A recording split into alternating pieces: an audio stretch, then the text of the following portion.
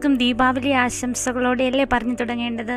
എല്ലാവരും ദീപാവലിയൊക്കെ ആഘോഷിച്ച് മനസ്സിലും മുറ്റത്തും ഒക്കെ വിളക്കൊക്കെ കൊളുത്തി ഈ വിളക്ക് എന്നും എൻ്റെ ജീവിതത്തിൽ ഉണ്ടാവട്ടെ എന്ന് സ്വയം പറഞ്ഞുറപ്പിച്ച് അങ്ങനെയൊക്കെയാണെന്നങ്ങ് കരുതട്ടെ. അപ്പോൾ അങ്ങനെയൊക്കെ ആയിരിക്കുമ്പോൾ നമുക്കൊരു പാട്ടിൽ കൂടി തുടങ്ങിയാലോ.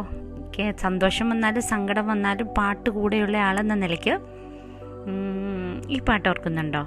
മിഴികളിലൊരു കനവിൻ്റെ ലഹരിയുമായി, ചൊടികളിലൊരു ചിരിയൂറും സ്മരണയുമായി, പൂത്തുലഞ്ഞു കാറ്റിലാടും കണിക്കൊന്ന പോലെ നിന്നു. ഏത് പാട്ടാ? ദീപം കണ്ണിൽ സന്ധ്യാദീപം, ദീപം കണ്ണിൽ താരാദീപം, ആകാശപ്പൂമുഖത്താരു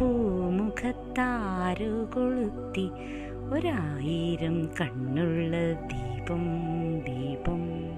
നീലക്കടമ്പ് എന്ന സിനിമയിലെയാണ്, ഒന്നും മറന്നു പോവരുത്. ഈ ദീപങ്ങളെക്കുറിച്ചുള്ള പാട്ട് എന്ന് ഓർമ്മയിൽ വരുമ്പോൾ സത്യത്തിൽ ആദ്യം മനസ്സിൽ കടന്നു വരുന്നത്, അഥവാ ചില നേരങ്ങളിൽ വല്ലാതെ ഒറ്റപ്പെടുമ്പോൾ, പ്രതീക്ഷയൊന്നും ഇല്ല എന്ന് തോന്നുമ്പോൾ ഒരു റീഅഷ്വറൻസ് മനസ്സിൽ, ഓരോ സ്നേഹത്തെക്കുറിച്ച് എൻ്റെ മനസ്സിലും ദീപം കൊളുത്താൻ ഒരാളുണ്ട് എന്ന ഓർമ്മ, അല്ലെങ്കിൽ അങ്ങനെയൊരു ദീപമുണ്ട് എന്ന ഓർമ്മ, ഇതൊക്കെ തരുന്നത് ഒരു ഇംഗ്ലീഷ് പാട്ടാണ്. ഇത് എൻ്റെ മാത്രം കഥയല്ല, ലോകമെങ്ങുമുള്ള ലക്ഷക്കണക്കിന് ആരാധകരെ പ്രതീക്ഷയിലേക്കും വിശ്വാസത്തിലേക്കും ഉണർവിലേക്കും നയിച്ച ഗാനമാണ്. ഇറങ്ങിയപ്പോൾ തന്നെ 50 ലക്ഷം 5 മില്യൺ കോപ്പിയാണ് അതിൻ്റെ കാസറ്റ് അല്ല, അന്ന് മറ്റേ റെക്കോർഡറാണ് അത് വിറ്റുപോയത്, LP റെക്കോർഡ്. ആ പാട്ട് അത് 1977 പ്രചാരത്തിലെത്തിയ വിസ്മയം എന്ന് തന്നെ പറയാം. ഇത്രയും വലിയ വിജയമൊന്നും എടുക്കേണ്ട പാട്ട് പറയുന്നതാണോ? പാട്ട് പറയാനേ പറ്റുള്ളൂ കേട്ടോ. ഞാൻ ഒന്ന് പാടി നോക്കിയായിരുന്നു. ശുഭരാത്രി കൂട്ടത്തിനോടാണെങ്കിലും ഇത്രയും വലിയ ചതി ചെയ്യണ്ടെന്ന് വെച്ച് ഞാൻ കേൾക്കുന്നത് വെസ്റ്റ് ലൈഫ് എന്ന് പറഞ്ഞ ബാൻഡ് പാടിയതാണ്.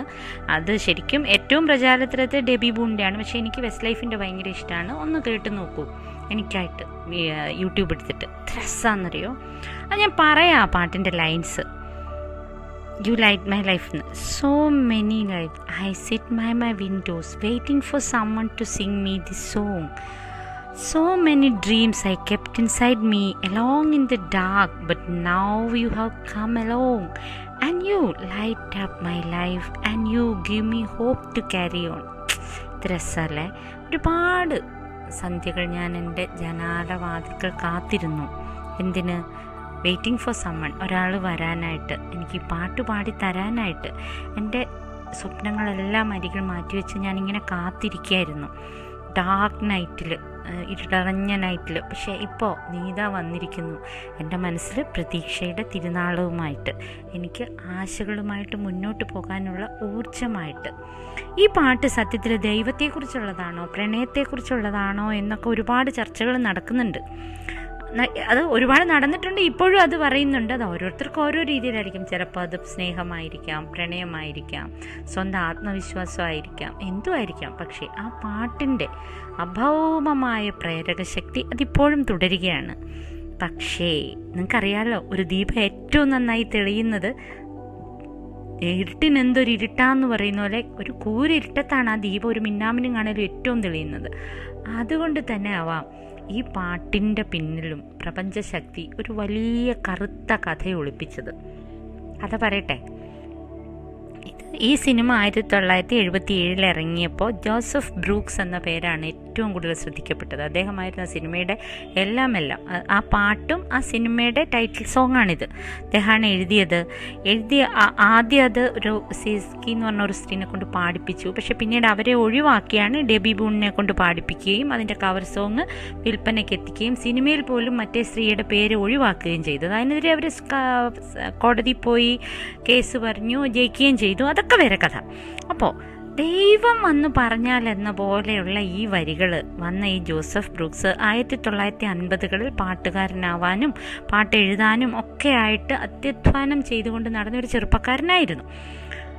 ഒരു 70കളിൽ എത്തിയപ്പോഴത്തേക്ക് ഈ അത്യുത്ഥാനത്തിൽ ജോ ബ്രൂക്സ് എന്ന് പേരാക്കി ഭയങ്കര കോടീശ്വരനായി ജിംഗിൾസൊക്കെ എഴുതി തുടങ്ങിയ ആൾ സിനിമ സ്വയം നിർമ്മിക്കുന്നിടം വരെ എത്തി. $1 മില്യൺ ഈ 1970-കളിൽ ഈ സിനിമയ്ക്ക് ഉണ്ടായിരുന്ന ബജറ്റ്.